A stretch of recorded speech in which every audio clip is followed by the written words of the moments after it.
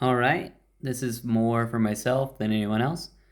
So I had the transplant on Wednesday, the 17th. Today is Friday, the 19th, 2021, November.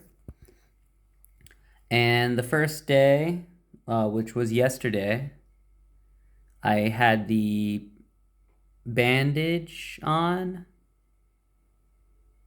Yeah, I had the bandage on, and I had the pad on the back of my head.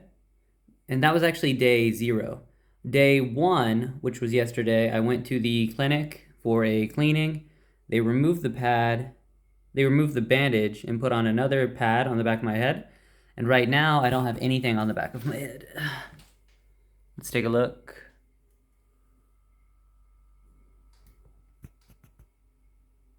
So that's my donor area.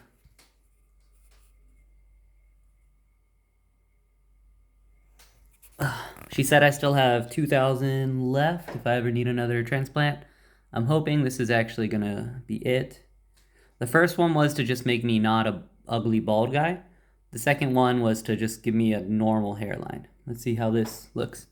All right, forehead. And my fingers are very slim. Forehead. I don't want to go up and touch there right now, but that's a forehead. That's a forehead. That's a forehead. So, I mean, I definitely have a forehead right now, and that's with the swelling. So it'll actually go down a little bit and be even lower when it's all done.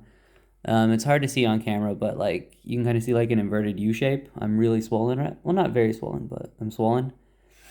Anyways, it looks creepy and weird. I don't think it looks good, just for the record. It's like oily and like oozing and looks like weird little robot hairs. It's definitely creepy. But yeah, that's all I did. Pretty big space. Again, 3,000 grafts. And I had no hair there before, so it was a really big job. I took a solid 12 hours in there. 4 hours extracting, 5 hours putting it back in, some in between time, and tons of numbing, tons of numbing. Like I've got lots of, um, probably I still have some of the numbing stuff in there, water, blood, just general pus and whatnot. But yeah, this is day 2. I'm starting to get a little bit itchy on the donor area, so that's why I actually made this video.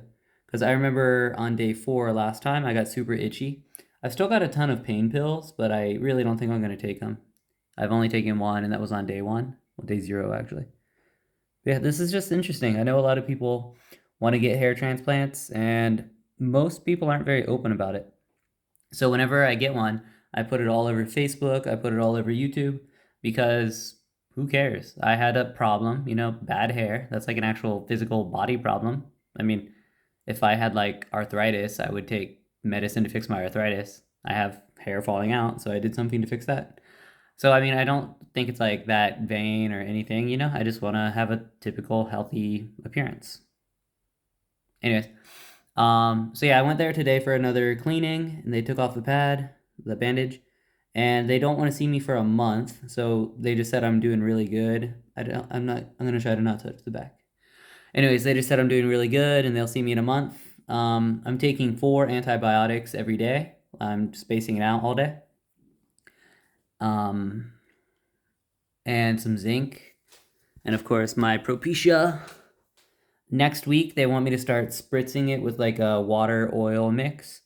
And I'm just not going to shower or anything for at least 2 or 3 more days. I'm not even doing like a hot compress or anything at all. They just said don't touch it, don't do anything. I think after a week, it's like solidly in there, and I'm just going to give it a lot of time. Yeah, I'm super excited. So if I grow my hair long like I had it last year, it'll just be like so thick in the front. Like it'll look so good. I'm really excited for what I'm going to be able to do with this. But it's just so silly right now. I just feel like I'm wearing like an ugly, weird hat. I don't know, it just looks so weird. But yeah, that's all the space I got. All of that will be thick hair. Because when they take out the grafts, it's like basically like a pore, like a hair follicle.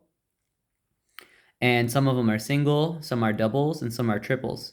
So it's not actually 3,000 hairs. It's more like 6 or 8,000 hairs, because the vast majority of them were doubles. So what it's interesting, there's like a lot of art to it. Like they have to face the hair the right direction. So like they don't want it like pointing that way. They want it I don't know, but they have to point it the right direction. And the hairline, like the most front layer, is always made of singles. So the hairs with the singles, and then it gets thicker as it goes back. So singles, doubles, triples. And there's like supposed to be built-in irregularities. Like if it's just like perfectly like, perfect, it looks weird and artificial. So they always try to do a little bit like not perfect. So I think you can see in there's some built-in irregularity, which it just makes it look more natural. But yeah, this is cool and I like it a lot. If it wasn't my head, I'd probably be grossed out by it. Yeah, this is what you can expect after a hair transplant. You're not going to look really good for you're not going to look good at all for like 2 weeks. Then in 2 weeks, this will basically look like stubble, like just like the rest of my hair. So that'll look great because I'll have that really good hairline. Then it starts growing in pretty good. Basically, in 100 days from now, I'll be feeling and looking really good. So it's definitely not a quick thing. You can't just do this on Friday and go to work on Monday. Hey guys, what's up? Yeah. I mean, I guess you could, but you shouldn't. You're not even supposed to go outside for like 2 weeks. This is definitely just made for like rich assholes that don't have to do a lot of work. Anyways, that's not me. I just do my work inside. Oh no, it's funny. When I was teaching today, like on the computer, I angled my camera because normally it's like just, very well centered and stuff. I know how to present on the camera. But today, when I was teaching, it was like literally that, like right at the top of my eyebrows. It's like, hey guys, what's up? How are you today? So like I was teaching like that.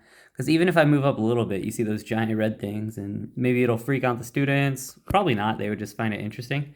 But I just don't want to like surprise them or scare them or distract them, anything like that. Yeah, I'm super excited for how it's going to look when it's all said and done.